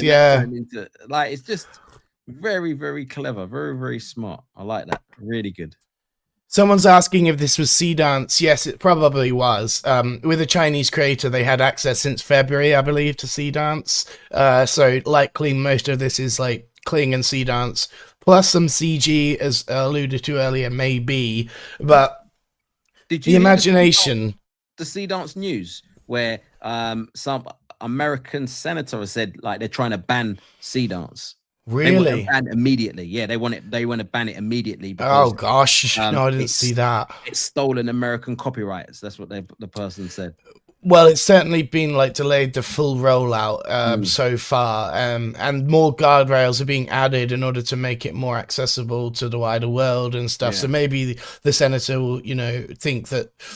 Yeah, like I said, this is a Chinese creator with access to the mothership tool, where obviously a lot's just going through, and a lot of this probably won't be available in the Seedance that's available through America when it is available through America. Soon to be seen, let's see. But how incredible this piece was like just so staggeringly much better than other things. Each month we see this like jump. This one was truly... Yeah, I really like that one. One of the best ones I've seen. How it wasn't for a brand, mate. Like I said, that could have easily been a spec ad. Attached any like brand to that, but maybe they wanted to keep it just as the pure imagination. Because it was so long. That's why I think. Unless it was a short film for like Formula One or something like that, that could work. But it was just a bit too long. But visual storytelling, like, I've never seen really before. Like, hardly any words were needed, and yet it was so memorable. And all of the components were so clever how they fit together. And it was, just staggeringly good. Clearly, you guys feel the same. Paul's highlighting some of these comments. Truly, this teacher should be either fired or given a huge raise. Unclear which. Oh, amazing. Megan just said, I've got to get ready to host an event on the Midjourney server, but great to see you all again. Oh, well, cool. A V8 event. I hope it's that. Yeah, well, there's been some talk about that, hasn't there? Like, hopefully, hopefully that we're going to see some Midjourney stuff, although I've heard that they may not still go with an API, Megan. I'd love to hear some confirmation about that, whether it's going to be in a Weavy and Freepik and stuff. I've heard maybe not. But we'll see. If it's good enough, people will still go to it and use it and then bring those images back in. But it's going to be tough when it's not in everyone's flow. Anyway, let's keep moving on. So we're still on films and music videos. The next one is called The Birdwatcher, and this one is by Marion Brown. It was a submission for the Feel Good AI film competition hosted by Curious Refuge and Epidemic Sound, if you know Epidemic Sound. Curious Refuge is part of Promise AI's community as well. Let's check it out.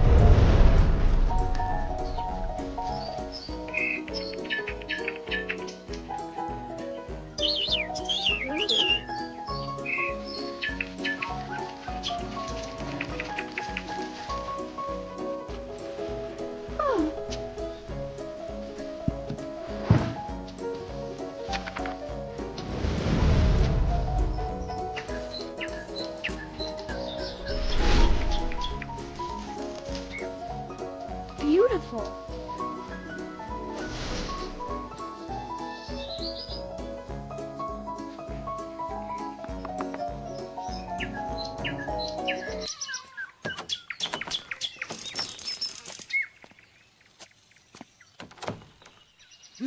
I found something that... Then keep it! It fell out of the sky.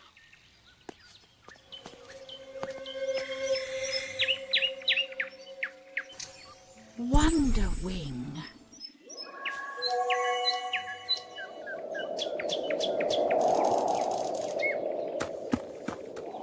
We have to go get it!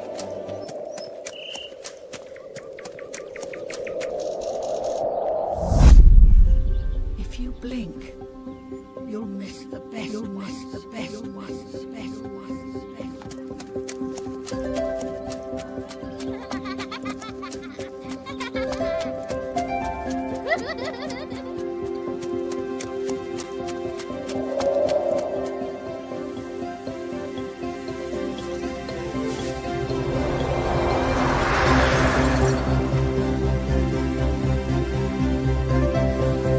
Look! Here it comes! Don't blink! Or you'll miss the best ones.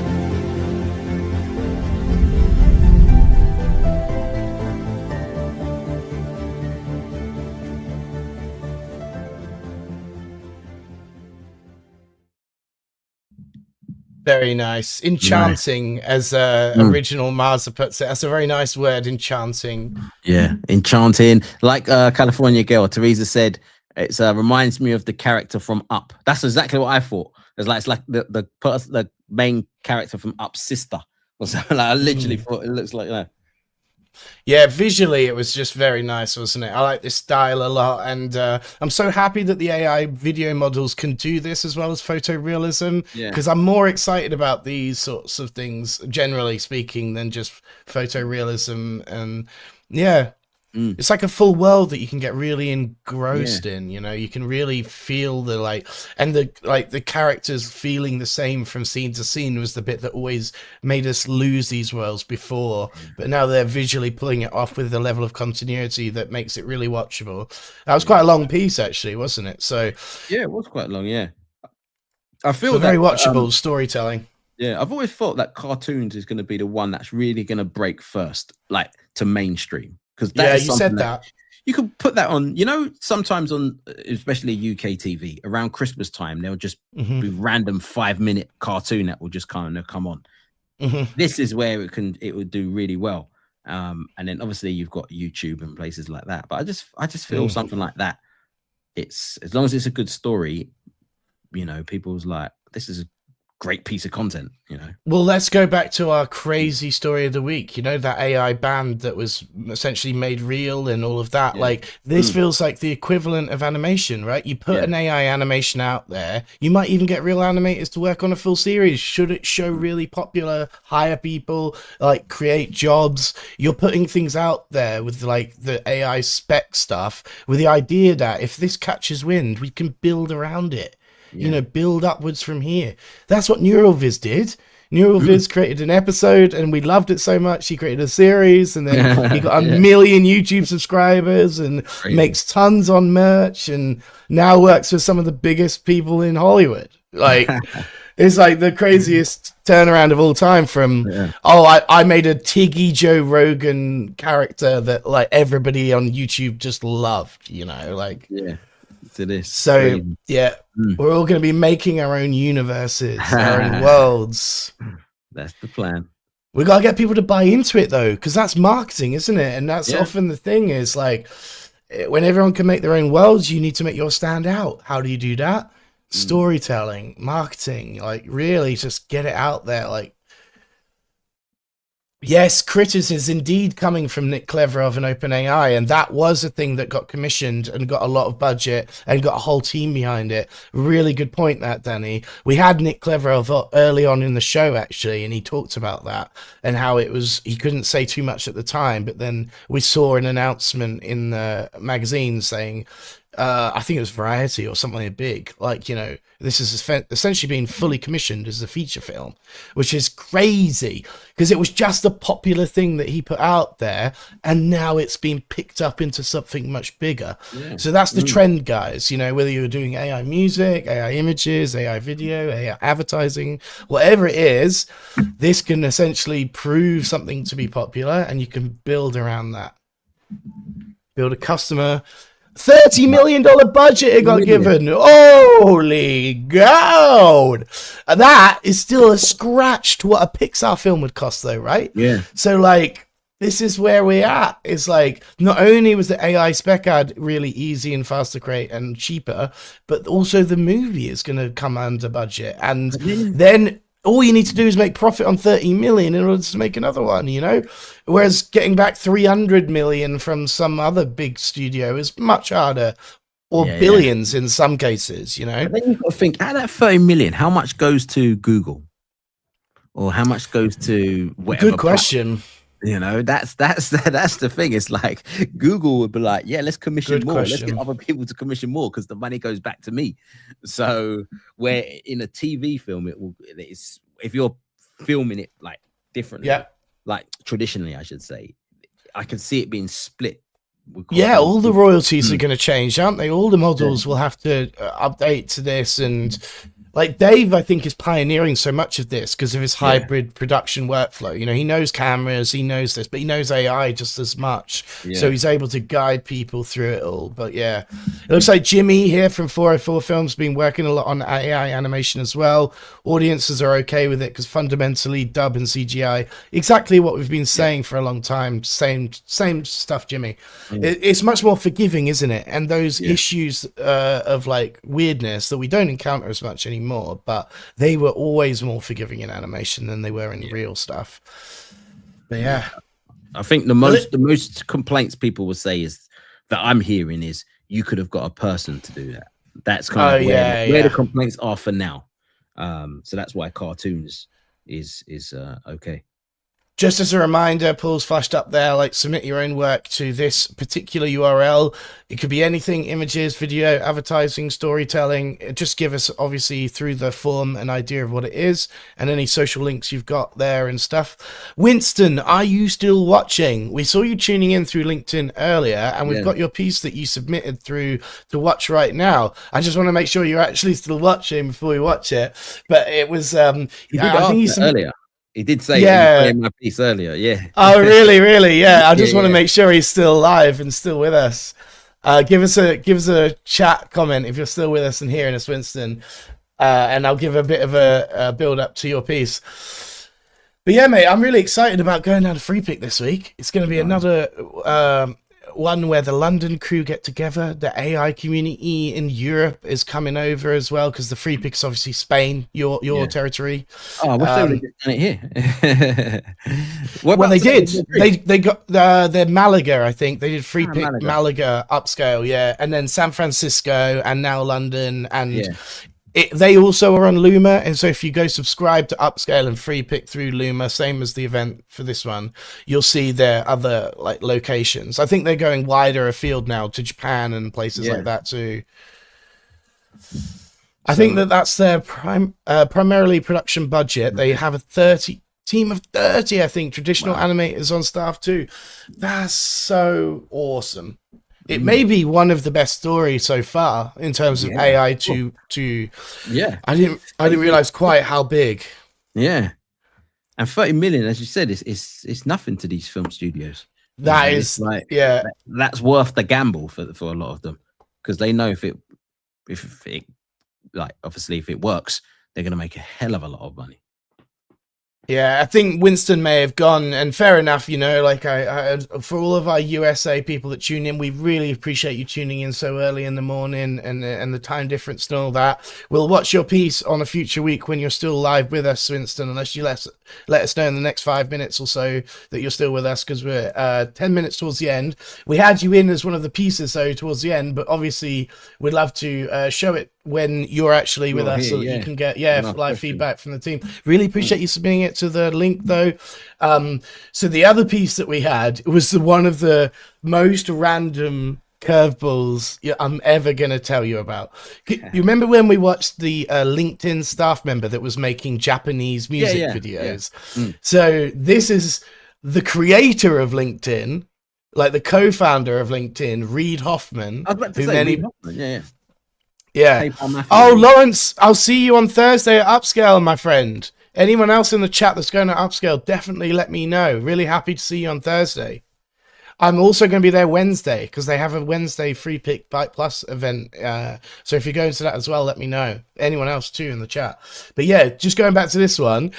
Couldn't believe it was coming from him, right? But like, he has been an advocate about this AI stuff. And you know what was the craziest thing? He told me about a tool I'd never even heard about. I was like, he used like Suno for the music generation, but then he used this one called Kits AI in order to transform the AI vocals into his own voice. Ooh. So he took the Suno vocals, used Kits AI to make it him singing it. I just spell it? KITS.ai. So that was his transformation of vocals into his voice. He used Anthropic's Claude Cowork for planning, songwriting, and lyrics. He used Logic Pro, which is my favorite tool ever for audio editing. So he's obviously got some audio editing skills as well. Final Cut Pro for video editing, and Runway in Google's Nano Bananas for image generation, and HeyGen version 4 for video generation of animated read. That's a lot of tools, but it's really great that he gave us this breakdown. This one, he made it called Pi Day because it's, you know, the pi symbol, and it was the day of the year that it's celebrated. So he made this music video for Pi Day. So here's a fun thing about pi. Because it's infinite and non-repeating.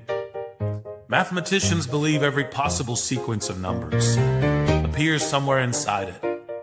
Every sequence, every combination, everything. Which means somewhere in pi is your phone number, your birthday, your social security number, the GPS coordinates of where you're sitting right now, and the exact date you're gonna die. It's all in there. We just haven't scrolled far enough. Happy Pi Day. Your mother's maiden name is in there somewhere. Your childhood address, your first dog's name. Every password you have ever sent is waiting in a digit you haven't found yet. The combination to a lock you lost in 2003 is sitting next to Shakespeare written out in ASCII. The complete works, every tragedy, every comedy he penned, hiding in a circle that will never end. Everything eventually, that's what infinity can do. Every number you could ever need is in a number about circles you knew.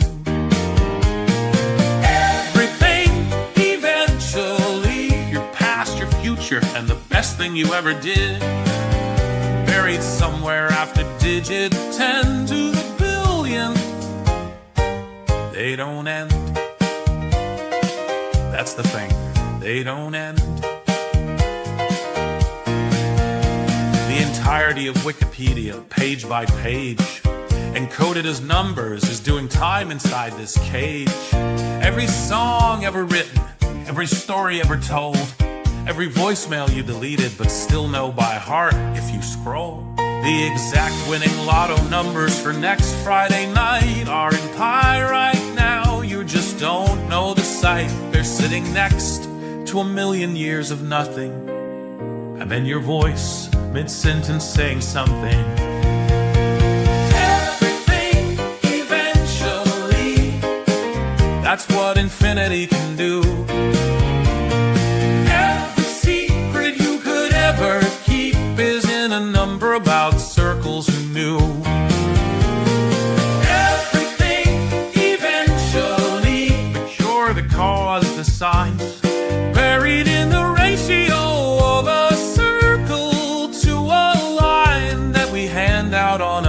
sticker. Every March, that's fine. And the thing that gets me, the thing that actually keeps me up, is that Pi doesn't know. Pi doesn't know it contains your birthday. Pi doesn't know it contains the cure for anything. It's not hiding things, it's not withholding. It has no idea what it's carrying. It's just infinite. And we're the ones reading meaning into it, because that's what we do. We look at infinity and say, yeah, but what about me? Everything eventually. That's what infinity can do. Every version of the life you didn't live is in a number box circles who knew. Oh, everything eventually. The grief, the grace, the rhyme, all buried in the ratio of a circle to a line. And somewhere in the digits, past the trillions, past the noise, there's a sequence that means nothing, and a sequence that means everything.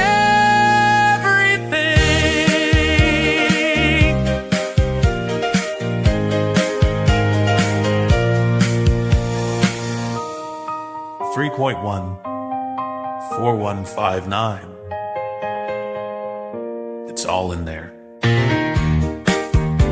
We're all in there. The puzzles of infinity. That was weirdly catchy, wasn't it? That was weirdly catchy, but that was very smart as well, because that's taking somebody who is not the most exciting person in the world, but you've made it quite. He's made himself very something he's passionate about, acted in it. About a very geeky song. Everything. But yeah, look at the comments, mate. Jimmy gave it 3.14 out of 10. That is one of the best comments. That's great. And that was Suno, Bran. Definitely Suno. He put in his comments that one. So what did he do? Did he record something in Suno and then use kits? Because I just went on kits. Did he take out the audio? Did it like a stem? So I believe it lets you replace your voice. Yeah, the voice. The vocals. So it creates a mini model of your voice, as far as I understand it, and then it will replace your Suno vocals with you. It sounds like you singing it, same notes and everything else like that. Right. So pretty much he's generated the song through Suno, and he's probably exported the lyrics as well to kits, and then uploaded the original Suno audio as well as a sample of his voice, and then it's just displacing just that stem and returning him back exactly the same song, but with it sounding like he sang it, which is crazy. And like I said, I couldn't believe it. I was like, never heard of that. How is that one that I wasn't aware of? Like, that seems like a very fun use case, and I'm surprised it hasn't caught on elsewhere. That one was created by the LinkedIn co-founder Reid Hoffman, Bran.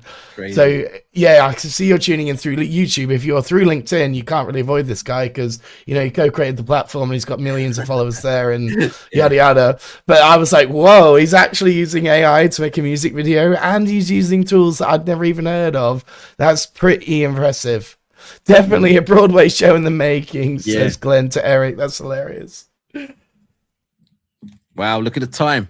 Bang on. I know, it's literally flown by. And Paul said he's getting kicked out of his place at 5. I've got to go pick up Hugo. So cheers, guys. Take a trip to the airport. Yes, we will see you next week.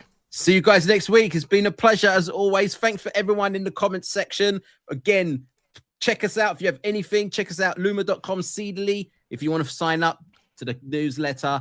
Also, if you want to put in any videos, if you want to put in any, submit your own work, you've got it there on the screen as well. Nice one. We finally got it, mate. We talked about it for weeks and weeks. We got the landing page. We got the form. We've got the display. We've got the Luma page. See you guys at Upscale. I saw that some people are going. So really happy. See you guys at Upscale in London. Let me know you were there. Come and talk to me if you see me there. Yeah, no problem, guys. See you next week. Bye-bye. See you next week. All right.